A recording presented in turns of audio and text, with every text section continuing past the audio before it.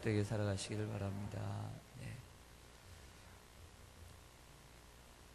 큰 틀에서 볼 때 어제와 오늘 말씀을 나눌 시편 20편과 21편은 왕에 대한 시편으로 제왕시라고 할 수 있습니다. 그리고 특세 남은 기간 동안 이제 3일 동안 함께 나누게 될 시편 22편, 23편, 24편, 이제 남은 3개의 시편은 목자 시편이라고 이야기합니다. 우리의 목자가 되시는 그분이 우리에게 하시는 그러한 일들을 우리가 나누게 될 것입니다. 어제 나눈 시편 20편은 전투 전에, 전쟁 전에 하나님 앞에 드리는 기도이고, 오늘 시편 21편은 전쟁이 끝난 후에 전쟁의 승리에 대한 기쁨과 감사를 하나님 앞에 올리는 감사의 시편입니다. 크게 구조를 보면 4개로 나눌 수 있는데 1절부터 2절은 왕의 소원을 들어주시는 하나님을 찬양하고요, 3절에서 7절은 왕이 누리는 복에 대하여 말씀하고 있습니다. 그리고 8절에서 12절은 왕이 원수를 다루는 모습을 그려주고 있습니다. 그리고 마지막 13절은 1절의 말씀과 수미상관을 이루므로 송영으로 주님의 능력을 노래하고 찬송함으로 마치고 있습니다.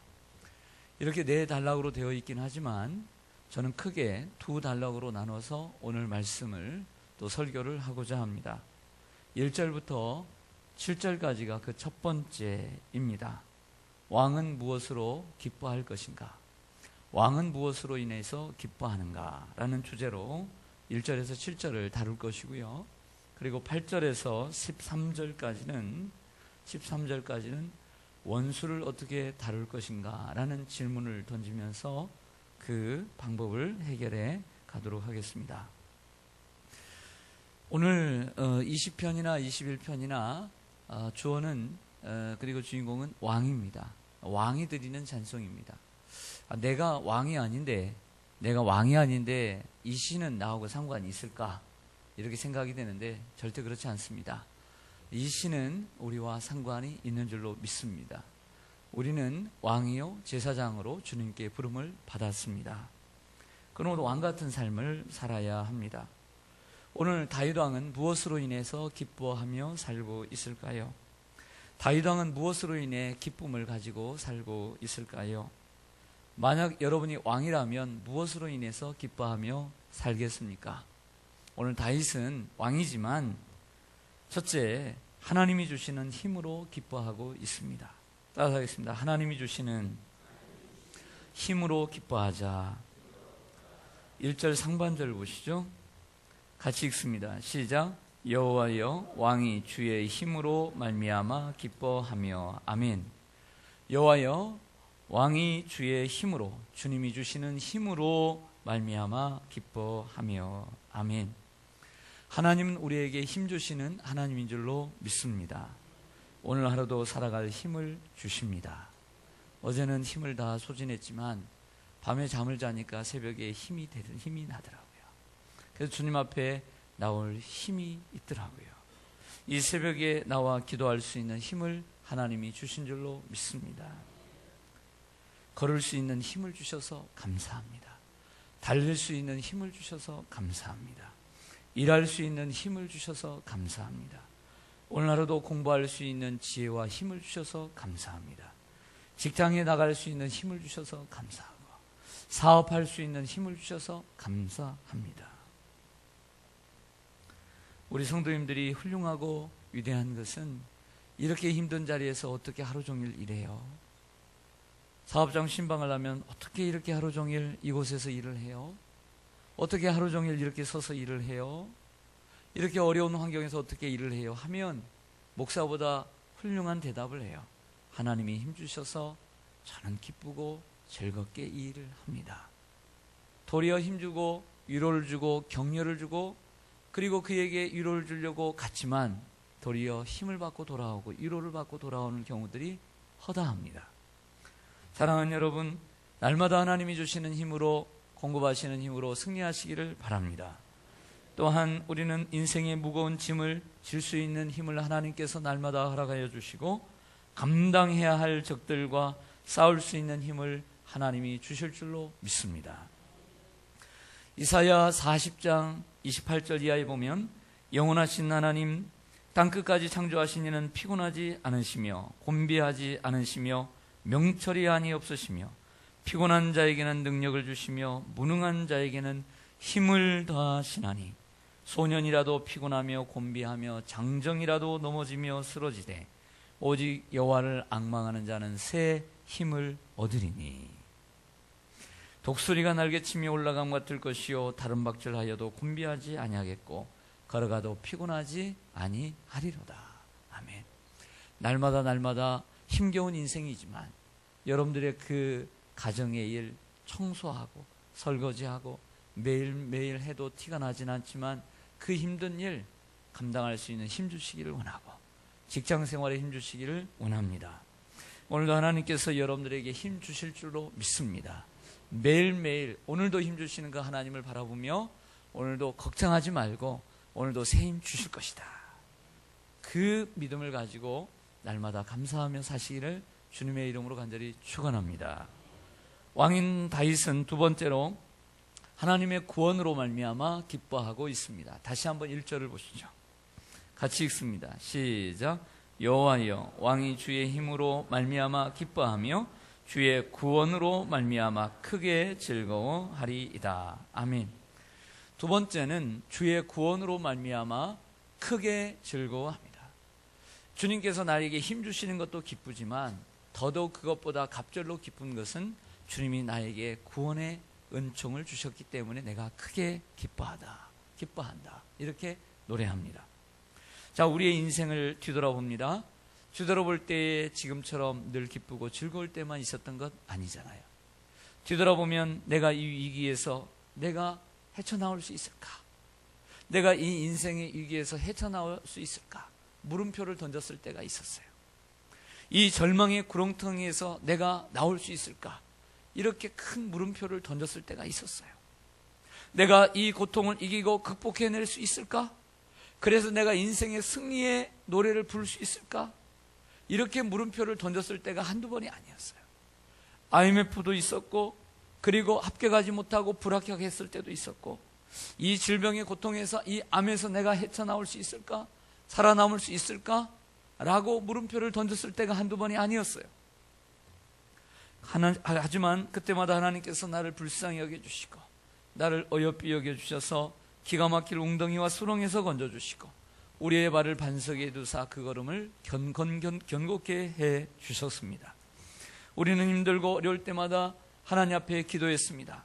그때마다 하나님은 2절의 말씀처럼 우리의 마음의 소원을 들어주셨고 우리의 입술의 요구를 거절하지 아니하셨습니다. 하나님은 하루하루를 살아갈 힘을 주실 뿐만 아니라 순간마다 우리와 동행해 주시고 어려울 때마다 우리를 그 구렁텅이에서 건져주시고 올무에서 다시 새롭게 나오게 하셨습니다. 그 하나님으로 인하여서 우리는 기뻐하며 즐거워하며 감사해야 될 줄로 믿습니다. 셋째로 다윗은 하나님이 주신 복을 생각하며 기뻐했습니다. 따라하겠습니다. 하나님이 주신 복을 생각하며 기뻐하자. 자, 3절에서 6절을 봅니다.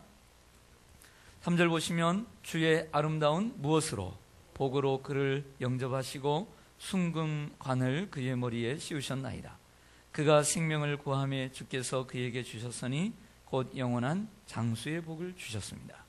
주의 구원이 그의 영광을 크게 하시고 존귀와 이엄을 다윗에게 입히셨습니다. 그가 영원토록 지극한 무엇을 받게 하시며 복을 받게 하시며 주님 앞에서 기쁘고 즐겁게 하시나이다. 주님 앞에서 왜 기쁘고 즐거웠습니까? 지극한 복, 영원한 복을 받았기 때문입니다. 그러므로 왕이 여호와를 의지하오니 지존하신 이의 인자함으로 흔들리지 아니하리로다. 아멘. 지난 반년 동안 하나님께서 여러분에게 주신 복을 생각하십시오. 그리고 지난 인생 동안 여러분들에게 하나님이 베풀어 주신 은총을 생각해 보세요. 그 아름다운 복을 생각하며 감사하시기를 바랍니다. 3절에 보면요, 이런 말씀이 있습니다. 주의 아름다운 복으로 그를 뭐 하시고, 아니 복을 영접한다. 이게 무슨 말일까요? 아름다운 복으로 그를 영접한다라고 하는 영접하다라고 하는 단어는 앞서 가다 혹은 만나러 가다라고 하는 두 가지 동사의 의미가 있습니다. 이 말은 하나님께서 다윗 앞에 먼저 가셔서 그에게 아름다운 복을 예비해 주셨다, 이런 뜻입니다. 하나님께서 다윗보다 먼저 가셔서 다윗의 길을 예비해 주셨다는 것입니다. 이것을 가리켜서 신학적인 용어로 먼저 가시는 은총 혹은 앞서 가시는 은총이라고 이야기합니다. 신명기는 모세가 이제 자신은 가나안 땅에 들어가지 못하고 40년 동안 이스라엘 백성들을 인도해 왔는데, 이 이스라엘 백성들이 들어갈 가나안 땅을 바라보면서 자신은 들어가지 못하지만 여호수아와 그 이스라엘 백성들에게 던진 세 개의 설교입니다. 이 제2의 율법이라고 하는 이 두트로노미, 이 신명기에서 신명기 서두를 열면서 이런 설교를 합니다. 한번 들어보세요. 내가 너희에게 말하기를 그들을, 즉 가나안 땅의 원주민들을 무서워하지 말라, 두려워하지 말라. 너희보다 먼저 가시는 너희 하나님 여호와께서 애굽에서 너희를 위하여 너희 목전에서 모든 일을 행하신 것 같이 이제도 너희를 위하여 싸우실 것이며, 광야에서도 너희가 당하였거니와 사람이 자기의 아들을 안는 것 같이 너희의 하나님 여호와께서 너희가 걸어온 길에서 너희를 안으사 이곳까지 이르게 하셨느니라 하나, 이 일에 너희가 너희의 하나님 여호와를 믿지 아니하였도다. 그는 너희보다 먼저 그 길을 가시며 장막 칠 곳을 찾으시고 밤에는 불로 낮에는 구름으로 너희가 갈 길을 지시하신 자이시니라. 아멘. 할렐루야. 하나님은 어떤 하나님이십니까? 이스라엘 백성들보다 먼저 가셔서 그들의 대적을 무찔러 주시는 하나님. 그 하나님은 어떤 하나님이십니까? 그들을 안으시고 인도해 가신 하나님. 그 하나님은 어떤 하나님이십니까? 먼저 가셔서 가나안 땅에 거할 장막을 미리 예비하신 하나님. 그 하나님, 불과 구름 기둥으로 인도하신 그 하나님이라고 고백하고 있습니다. 할렐루야. 그러나 이스라엘 백성들은 믿지 않았대요. 그걸 지적하는 거예요. 믿지 않았다는 거예요. 우리 중에도 믿지 않는 사람들이 있어요. 하나님이 먼저 가신다고 하는데도 믿지 않아요. 하나님이 먼저 가셔서 아름다운 복으로 예비하신다고 하는데 믿지 않아요. 믿음을 가지세요. 할렐루야. 하나님이 여러분보다 먼저 가셔서 아름다운 복을 예비해 주시고 영원하고 지극한 복을 주십니다. 할렐루야. 다윗은 그걸 감사했어요. 그걸 기뻐했어요. 하나님 지금까지 베풀어 주신 지극한 복에 대하여 기쁘고 즐겁습니다. 감사합니다. 그리고 하나님이 먼저 아름다운 복으로 먼저 가셔서 영접해 주실, 준비해 주실 그 아름다운 복을 내가 기뻐하며 감사하겠습니다. 이러한 찬송이 오늘 시편 21편입니다. 크게 두 번째로 간단하게나마 두 번째 단락을 말씀드리겠습니다. 8절과 12절은 다윗의 원수에 대한 이야기입니다. 여러분 살아가면서 원치 않게 원수를 만들 때가 있어요, 없어요? 사람은 살아가면서 원치 않게 원수가 생길 때가 있어요, 없어요? 그렇죠. 이런 말이 있습니다. 친구를 보면 그 사람을 안다. 그래서 누구와 같이 다니나? 그 친구를 보면 바로 그 사람을 알 수가 있어요. 그 친구가 나쁜 게 아니에요. 내 자식이 나쁜 거예요. 내 자식이 그 친구와 유유상주인 것은 그 친구를 보면 내 안을 아는 거예요. 그런데 그것보다 더 정확한 것은 때로는 이런 말이 있어요. 그 원수를 보면 그 사람을 안다. 그 사람이 왜 그 사람과 그 사람을 싫어하는지, 왜 원수가 되었는지, 그 원수를 보면 그 사람을 안다는 말이 있는 거예요. 우리가 원수 만드는 것을 피할 수 없다면 원수를 다루는 법을 배워야 될 줄로 믿습니다. 다윗은 원수를 어떻게 대했고 원수를 어떻게 다뤘을까요? 첫째, 먼저 원수는 어떻게 다뤄야 되느냐? 여러분의 원수를 갚지 마십시오. 할렐루야. 따라하겠습니다. 내가 원수를 갚지 말자. 본문을 보시면요, 8절에 보시면 왕의 손이 왕의 모든 원수들을, 여기에 왕은 위에는 왕을 큰 글자로 다루는데 8절 이하에 보면 왕을 작은 글자로 다뤄요. 그러나 히브리 본문에는 왕으로 되어 있지 않고 너라고 되어 있어요. 너의, 즉 상대방을 2인칭으로 다루고 있어요. 그래서 해석이 좀 헷갈려요. 왕의 손이 왕의 모든 원수들을 찾아내며 왕의 오른손이 왕을 미워하는 자들을 찾아내리로다. 그래서 8절에서 12절은 원수에 대한 이러한 내용이에요.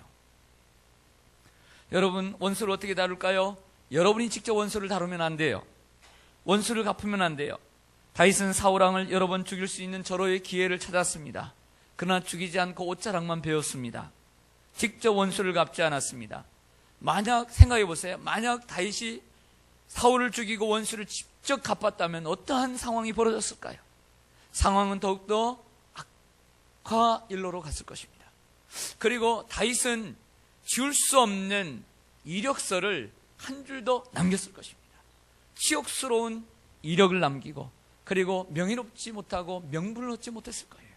그러나 자신이 직접 원수를 갚지 아니하므로 그는 당당한 왕이 될 수 있었던 거예요. 여러분이 원수를 직접 갚지 마세요. 에베소서 4장 26절에 분을 내어도 죄를 짓지 말라. 원수를 보고 그리고 나를 괴롭히는 사람을 보면서 분은 생겨요. 울분이 생기고 욕도 나올 수 있어요. 참지 못해서 마음의 병이 생길 수가 있어요. 그러나 분을 내어도 죄를 짓는 자리까지 나아가면 안 되는 거예요. 죄를 지으면 안 돼요. 마음에 분노가 되게도 죄를 짓는 자리까지 나아가지 마시기를 바랍니다. 마음에도 죄를 짓지 말고 행동으로도 죄를 짓지 말고 돌로 찍지 말고 칼로 찌르지 마세요. 다음으로 그렇다면 어떻게 합니까? 하나님이 심판하시도록 해야 합니다. 따라가겠습니다. 하나님이 심판하시도록 하자. 9절 말씀을 보시죠. 왕이 노하실 때에 그들을 무엇 같게 할 것이라? 풀무불 같게 할 것이라.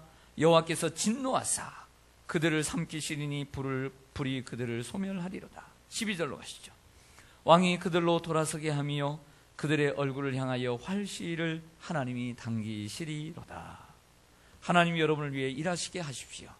여러분 직접 원수를 갚지 말고 진정 내가 생각하는 것이 하나님의 뜻이라고 한다면, 내 개인적인 생각이 아니라 하나님이 원하시고 하나님이 기뻐하시는 일이라고 한다면, 하나님이 공의를 행하시는 분이라고 한다면 그 정의와 공의는 하나님께 있다는 것을 믿으시고, 여러분들이 원수를 갚고 인위적으로 그 원수를 갚으려고 하지 말고 하나님이 하시도록 하십시오. 하나님이 싸우도록 하십시오. 하나님의 분노가 여러분을 위해 타오를 것입니다. 하나님의 화살이 여러분을 위해 원수에게 날아갈 것입니다. 여러분의 원수를 하나님께 맡기십시오. 직장에서 매일 만나는 원수와 같은 상사라 할지라도, 그러면 하나님께서 영광을 받으실 것이고 여러분은 만족을 얻게 될 것입니다. 하나님은 저와 여러분을 왕같은 제사장으로, 즉 왕과 제사장으로 삼으셨습니다. 하나님은 우리가 왕과 같은 인생을 살기를 원하십니다. 삶에 끌려다니는 인생이 아니라 삶을 다스리는 인생이 되기를 원하십니다. 사랑하는 여러분, 삶의 왕이 되십시오. 원수에게 질질 끌려다니는 인생이 아니고 여러분들의 마음의 분노로 질질 끌려다니는 인생, 노예 같은 인생 되지 말고 하나님의 말씀으로 세상을 다스리고 하나님이 주시는 힘으로 하루를 다스리고 하나님이 주시는 구원의 은총으로 하루를 다스리고, 할렐루야, 하나님이 주시는 복을 왕처럼 누리고, 할렐루야, 그게 3평짜리 방이든 30평짜리 방이든 상관없이 하나님이 주시는 은혜를 누리시기를 축원합니다. 원수를 다뤄서 지혜롭게 다뤄서 인생을 다스리며 사시는 축복이 있기를 주님의 이름으로 간절히 소망합니다. 기도하겠습니다. 아버지 하나님,